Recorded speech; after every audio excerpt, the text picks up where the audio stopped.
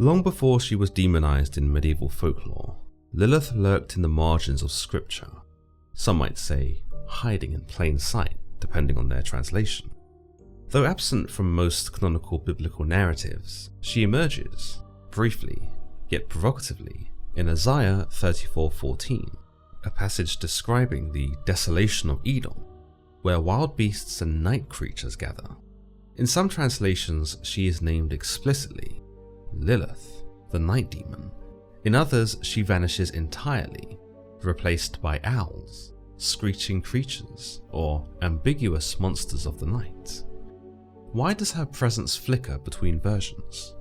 Today we'll quite literally be hunting Lilith down through every translation of the Bible that we can find, exploring the linguistic, theological, and cultural reasons behind the shifting identity of this notorious she-demon.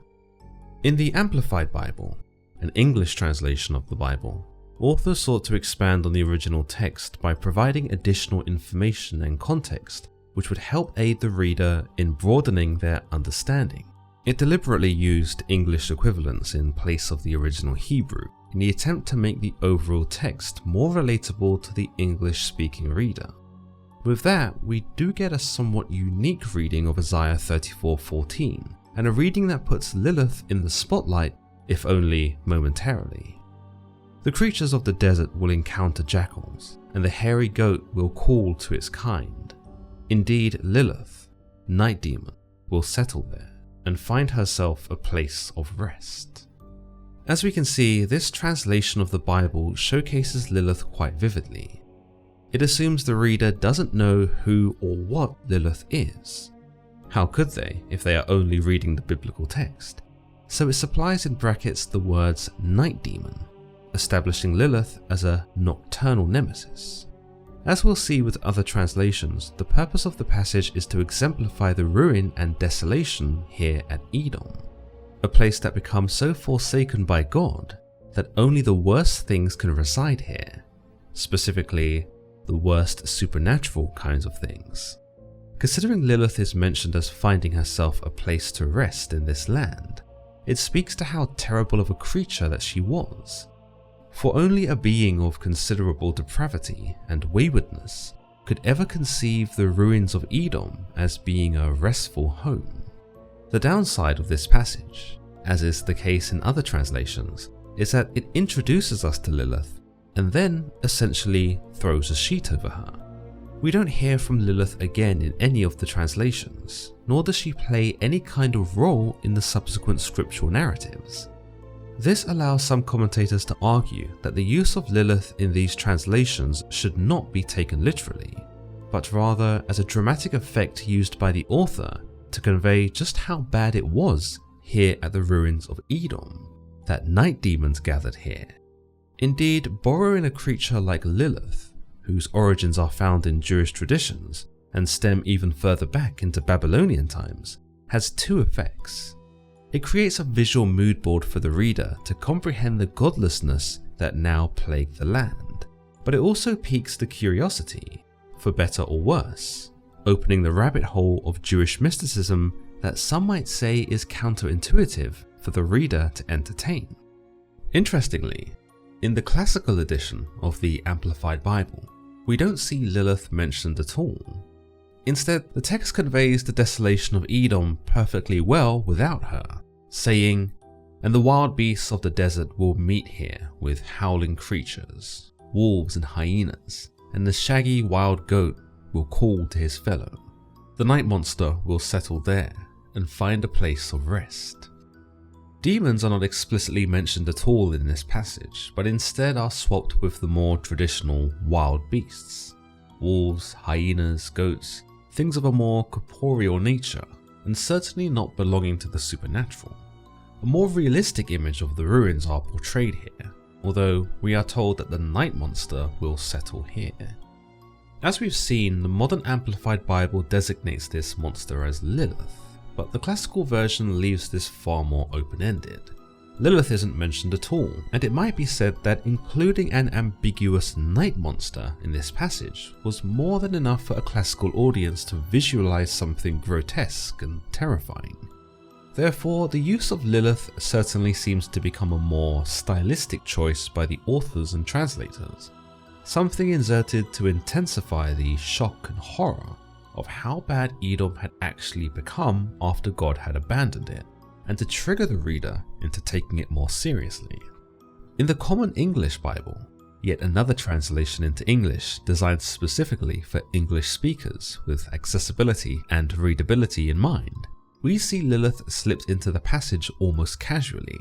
We are told, wildcats will meet hyenas, the goat demon will call to his friends, and there Lilith will lurk and find a resting place. In this translation, there are no brackets supplementing any further information about Lilith. We aren't told that she is a night demon, nor any other kind of creature. In fact, it's almost as if the translation assumes that the reader knows who Lilith is, and already knows of her terrifying reputation. Interestingly, we are told of the goat demon in this passage, possibly a reference to the Azazel goat of which all sin is ascribed to in Jewish tradition, or perhaps a more modern linkage to Satan himself. As with the other translations, we are once again told that Lilith finds a place to rest here. Of all the finer places on earth to reside in, she chooses here, a station befitting of her foulness. In the Complete Jewish Bible, a translation designed for both Jewish and non-Jewish readers, names and key terms are returned to the more original Hebraic language and presented in an easy to understand manner, allowing the reader to say the words the way they were likely said in the time of their composition. It's interesting then that by this translation, we see Lilith return again, only this time her identity is not supplemented with the words night demon, but instead the night monster. We are told wildcats and hyenas will meet there, and billy goats call to each other. Lilith, the night monster, will lurk there and find herself a place to rest. Indeed, her name is spelled slightly different, with the H being dropped to form Lilith. What's more interesting here is how this translation unintentionally conflates with the translation of the Classical Amplified Bible, specifically identifying Lilith as this ambiguous night monster that haunts the ruins of Edom. In the Darby Translation, a new translation by John Nelson Darby, a principal figure in the nonconformist church movement of the Plymouth Brethren, focused more so on a highly literal translation of the New Testament in 1867. However, the Old Testament passages, including that of Isaiah, weren't completed until after his death by his students as late as 1882. In this translation, we are told of the significance of Lilith through the definitive article the, yet this can also be argued against in the same passage. We are told, and there shall the beasts of the desert meet with the jackals, and the wild goat shall cry to his fellow. But Lilith also shall settle there, and find for herself a place of rest. Firstly, by use of the definitive article the in the Lilith, it gives us the impression that Lilith was a prominent creature. This wasn't just the name of the creature, it was a title assigned to her that might represent an even greater wickedness. It also suggests that Lilith was well known. There are no brackets or parentheses supplying us with additional context, but rather the text appears to assume that we would know who this Lilith was. To counter this though, you might have noticed that the use of Lilith here is uncapitalized, further leading to the idea that this was not a name, but perhaps more of a title or some kind of moniker. In a way, you might argue that it also reduces her significance somewhat. You might say that Darby implies here that she isn't important enough to be individualized with even a name, surely not one that ought to be capitalized, and with that in mind, it lessens Lilith, redefining her as a footnote.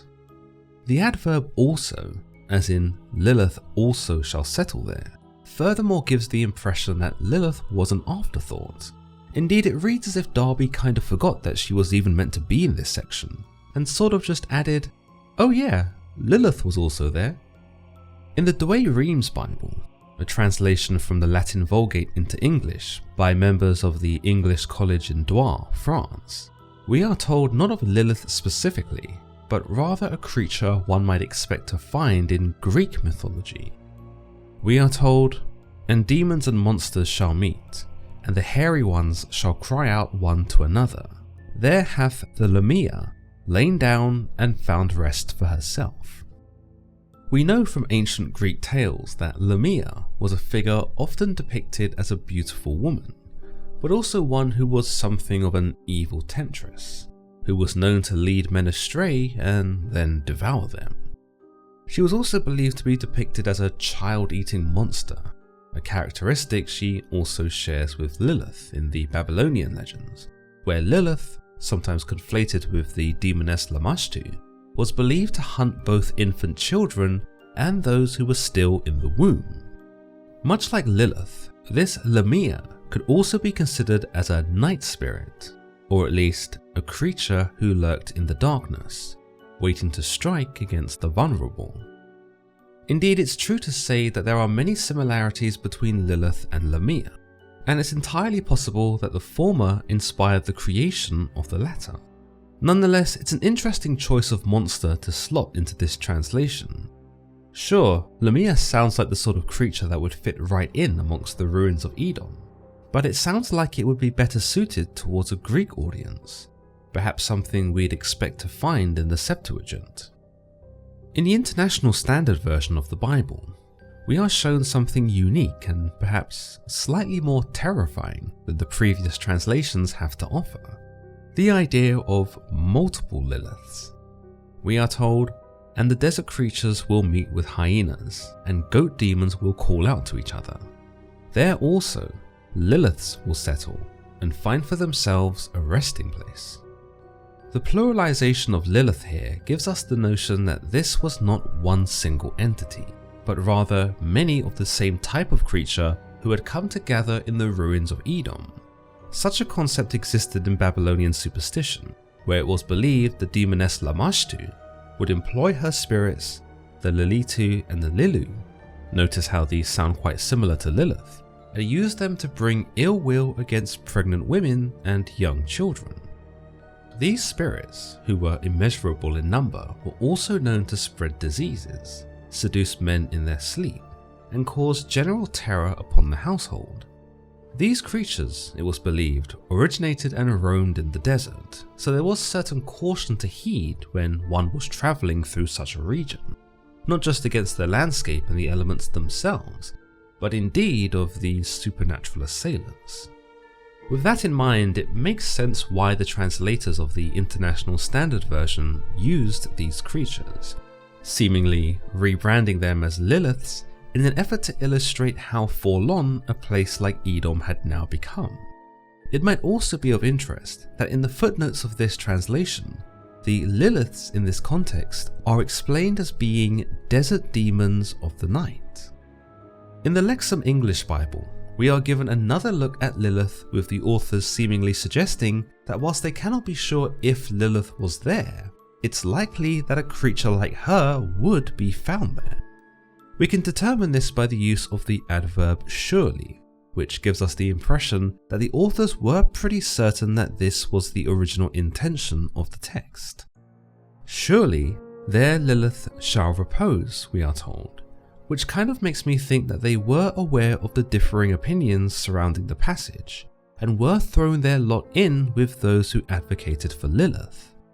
Surely she must have been there, the text seems to echo, and in that sense, it almost comes across as conversational. In any case, the full passage reads, "And desert creatures shall meet with hyenas, and a goat demon shall call to his neighbour.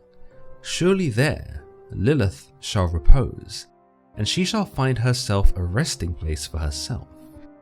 Interestingly, in the footnotes of this translation, we are told that the use of Lilith here was likely a Hebrew transliteration, possibly a former name for a Mesopotamian night demon. So once more, this is congruent with previous suggestions, such as the International Standard Version, where Lilith is identified less so as the woman, who in Jewish legend was Adam's first wife and subsequently the mother of demons, but instead with the Lilith of ancient Mesopotamian legend. In the translation by American minister Eugene Peterson, which is more of a paraphrasing of scripture than it is a strict translation, we are told of some interesting tidbits concerning Lilith's character. The night demon Lilith, evil and rapacious, will establish permanent quarters. Here, Lilith is explicitly expressed as a night demon. No, the night demon, further emphasizing her reputation.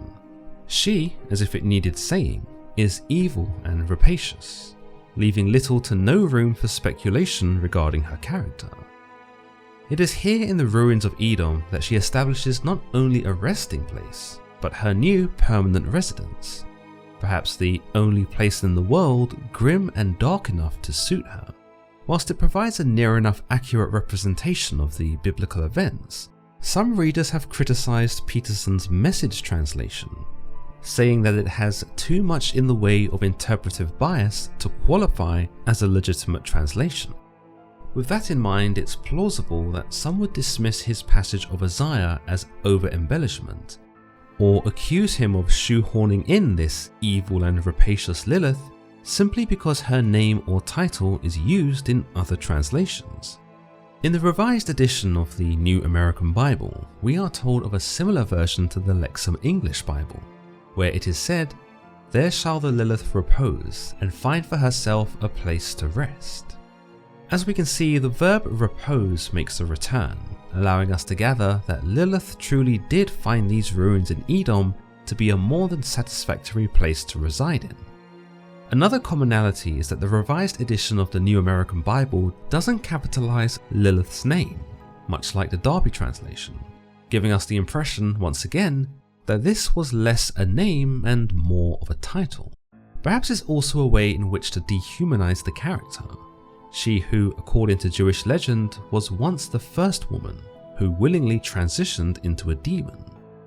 Whilst this revised edition of the New American Bible specifically mentions Lilith, the standard version of this Bible refers to this creature in the same way many other Bible translations do, as a night bird. We'll go into more detail about this later on, but there are efforts to further conflate Lilith with this night bird, on the basis that Lilith was once considered to be a creature that was part woman, part demon, and indeed part bird. One of these ideas stems from the Burney relief, a terracotta plaque discovered in southern Iraq that depicts a woman with wings and bird feet, believed by some scholars at the time of discovery to be a representation of Lilith. Modern scholars debate this, however, suggesting that the relief might actually be indicative of the Mesopotamian goddess Inanna or Ereshkigal. In any case, if this was a depiction of Lilith, her bird-like characteristics certainly lend to this interpretation of her being this night bird, perhaps a screeching owl as described in other translations. In the New Catholic Bible, we are given a somewhat different take on this night creature. We are told, "There too the nightjar will return to rest, and find a place for repose." Evidently, Lilith is not mentioned at all here, and is instead substituted for this nightjar. Now, it's unknown what exactly is meant by this, but as we know from dig sites of ancient Mesopotamia, people did indeed use incantation bowls and ornaments to trap Lilith and Lilu, should these sorts of demons have entered their home. Indeed, several of these incantation bowls appear to even depict Lilith herself, with spells and symbols written around said depiction, enclosing her, it would seem. So it's not out of the realm of possibility to suggest that this jar is in reference to the aforementioned bowls and ornaments that were historically used in defense against such notorious monsters. The New Revised Anglicized Version and the New Revised Anglicized Catholic Edition both echo the Lexham English Bible and the New American Bible, telling us quite predictably, "There too Lilith shall repose, and find a place to rest." The Orthodox Jewish Bible, meanwhile, goes the same route as the complete Jewish Bible, referring to Lilith as Lilith, telling us, "And Lilith, night creature, dwells there and finds for itself a place of rest." In this version, we are again supplemented with further details, where the text tells us that this Lilith is a night creature. Unlike the complete Jewish Bible though, the Orthodox Jewish Bible does not capitalize the name of Lilith, once more lessening her significance and individualism. You might also notice that this version further attempts to dehumanize Lilith by not even personifying her, referring to the creature as an it as opposed to a her. In The Voice, a biblical translation published in 2012 that serves as a dynamic equivalent of the Bible with a modern narrative approach, we are given perhaps the most vivid and scathing account of Lilith thus far, one that pegs her firmly as a demoness. We are told, among the howling and hissing wild creatures and demons, Lilith herself, demoness of the night, will call Edom her haunt, a place to recoup and rest between her devastating days.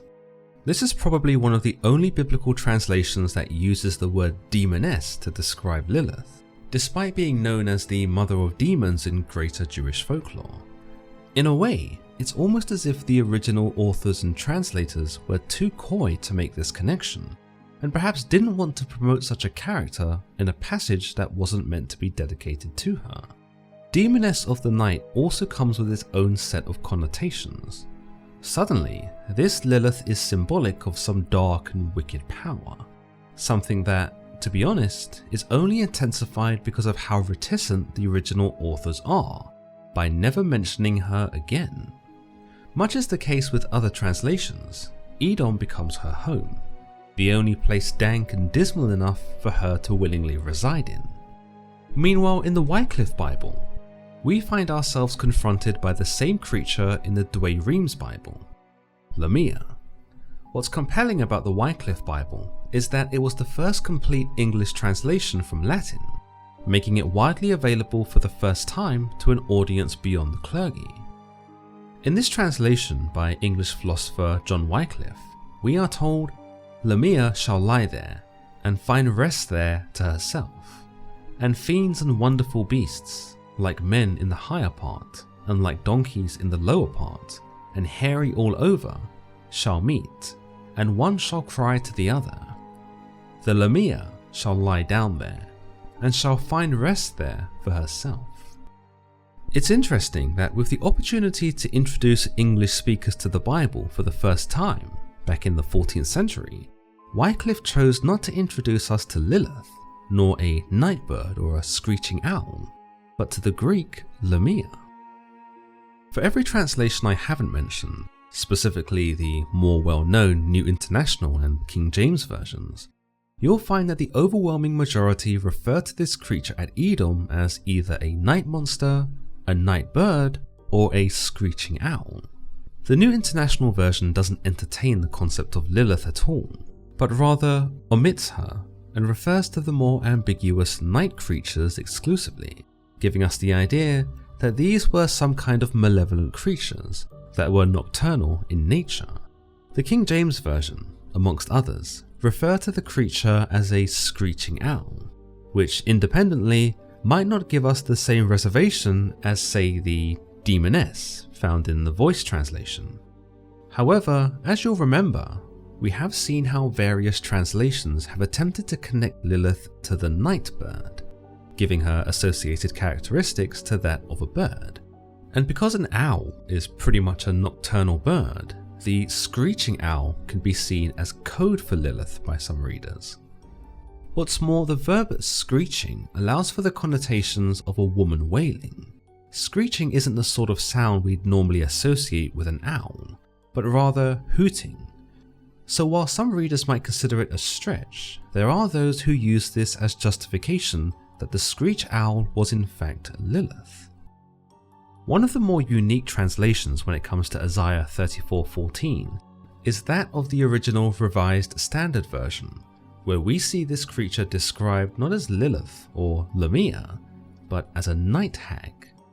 We are told, "Yea, there shall the night hag alight, and find for herself a resting place." We know from Babylonian legend that Lilith and associated creatures were responsible for attacking men in their sleep.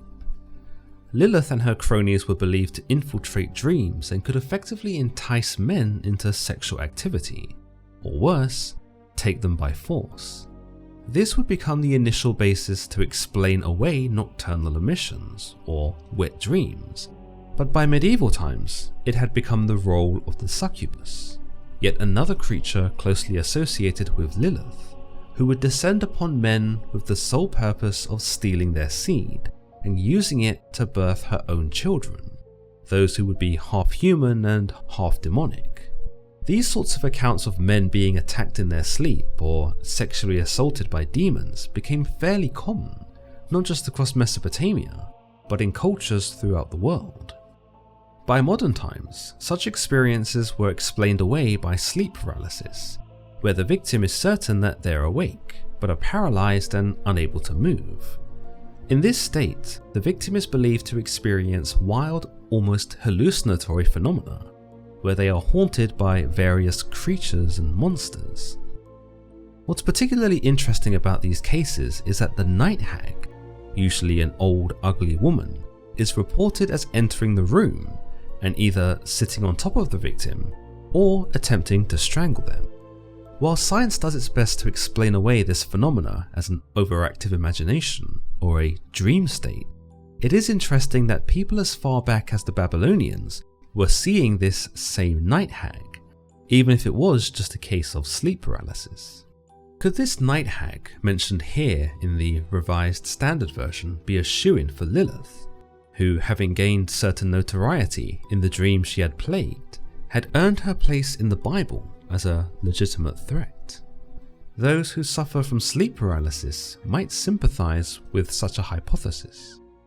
In tracing the shifting presence of Lilith through the many translations of Isaiah 34:14, one finds not just a variation in wording, but a deeper reflection of theological intent, of how desolate Edom had become, and how it could be of certain caution to readers. Where some translations name her outright, preserving the enigmatic Lilith of the Hebrew text, others obscure her beneath terms like screech owl, night creature, or night monster, each choice revealing as much about the translator's priorities as about the text itself. Lilith's presence, when allowed to surface, introduces a figure steeped in ancient myth, demonology, and the darker corners of Near Eastern imagination. Her absence, by contrast, speaks to a long tradition of sanitizing or simplifying uncomfortable ambiguities within scripture. Whether named or not, Lilith haunts Isaiah 34:14 as a symbol of chaos, exile, and the untamed wiles of a woman who, according to Jewish folklore, escaped Edom, escaped the Garden of Eden, and most importantly, escaped and denied the Almighty God. Her legacy, dark and worrying though it might be to traditional readers, endures not only in the religious folklore, but in the editorial decisions made by translators, who have, for whatever their reasons, kept Lilith alive. As always guys, if you've enjoyed today's episode, then don't forget to like and subscribe and turn on notifications so you don't miss my next upload. Until next time.